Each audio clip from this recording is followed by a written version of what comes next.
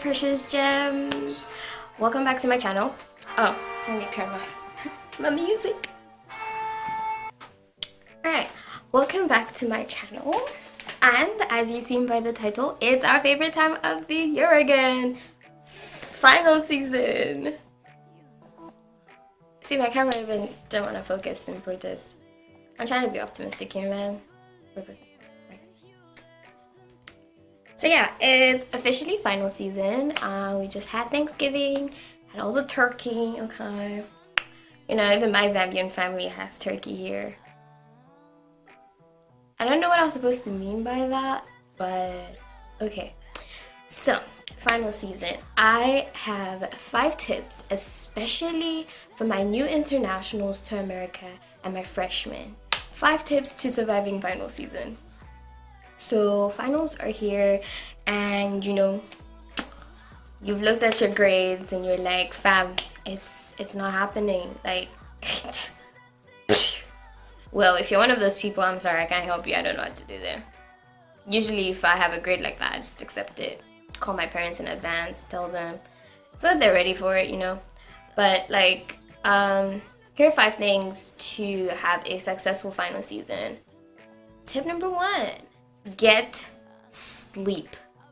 I don't care if you need to cram the whole night before. Like, for some of you guys, you probably are in your final season when this video comes out. For some of you, you have about a week, for some less, but get enough sleep. I have personal testimony when it comes to sleep, okay? I have missed 2 exams in my lifetime because I overslept, but thankfully I had built a relationship with my professors during the semester that when I went to them,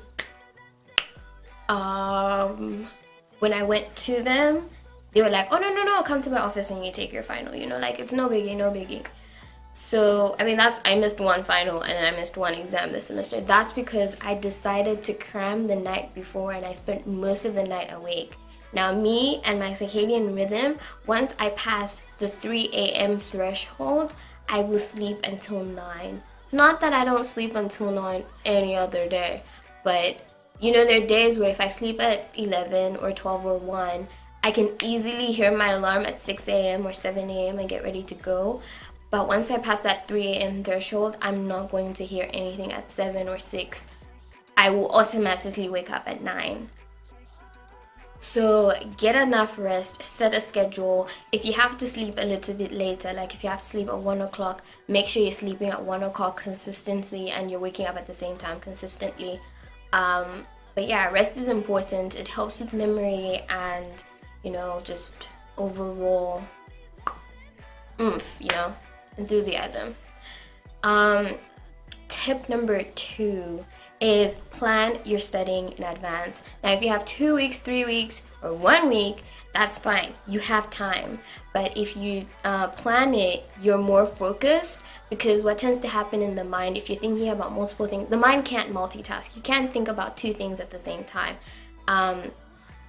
So if you're sitting there and you're like, okay, I have to study for my bio, I have to study for my math, I have to study for my geography, I have to study for this, and you think about all the things you have to study for, you lose track of time thinking about all the things you have to study for and not focusing on actually studying. So if you sit down and you're like, okay, Monday is geography, Tuesday is math, Wednesday is physics, Thursday is English. Oh yeah, I do take English in college. Oh, so long ago. And then, you know, Friday is chem or something. That way, when you wake up on Monday, you're like, okay, Monday is here.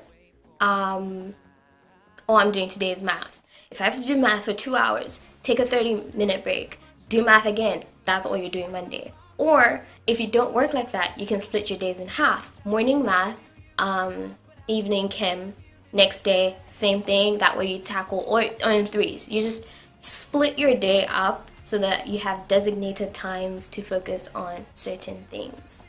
3rd tip, forgot my numbers. 3rd tip is make sure you have your exam schedule put into your phone or into your alarms or into your reminders. I know most of you are iPhone users, and that way you don't forget, and that way you can, you know, it can And don't do a 30 minutes before reminder. Do a day before and then do it 30 minutes before, 30 minutes to help you get there, but a day before to remind you that tomorrow, So put in your reminders. Tip number 3. Tip number 4 is get help. Now, I know in the beginning I said, if your letter grade is blah, blah, blah, blah, blah. There are sometimes you can finesse your way out of that C into a B, or that B into an A, or that F into a D. Like a D is better than an F, just saying. But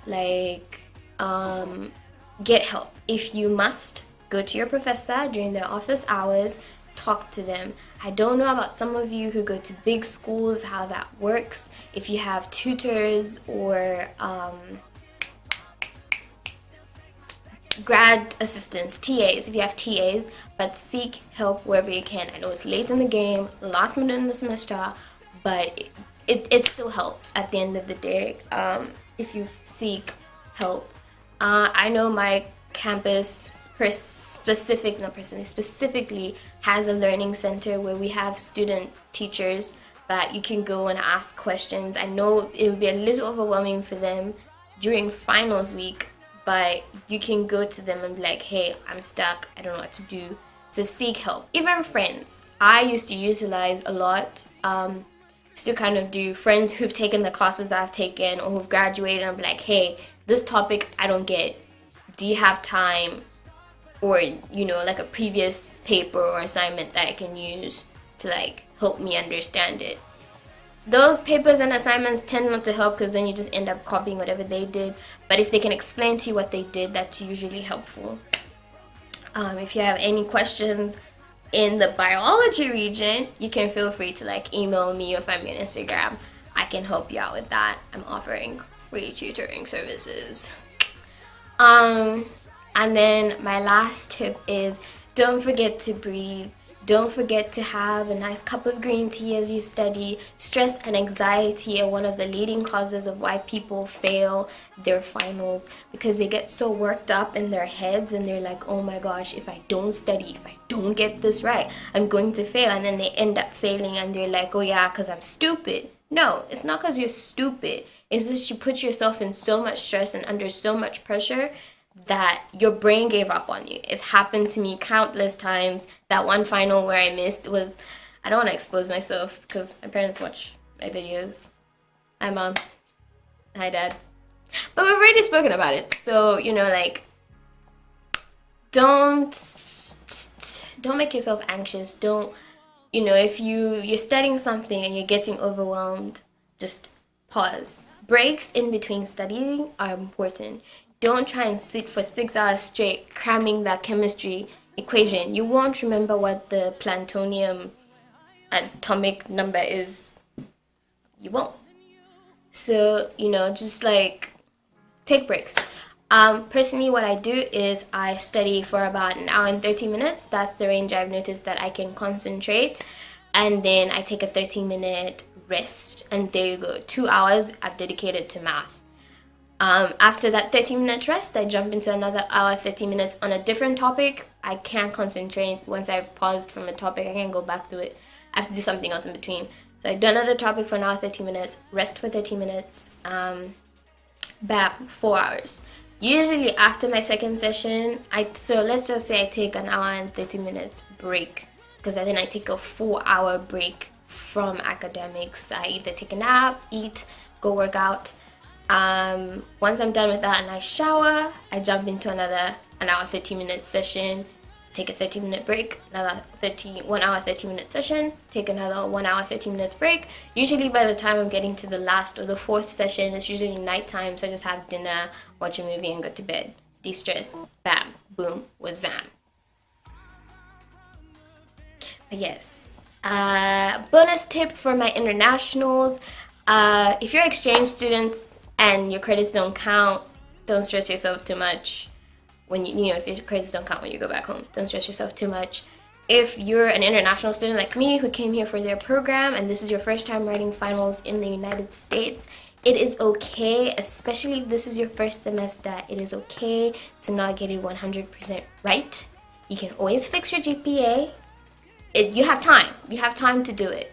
but don't stress yourself so much to the point where you forget.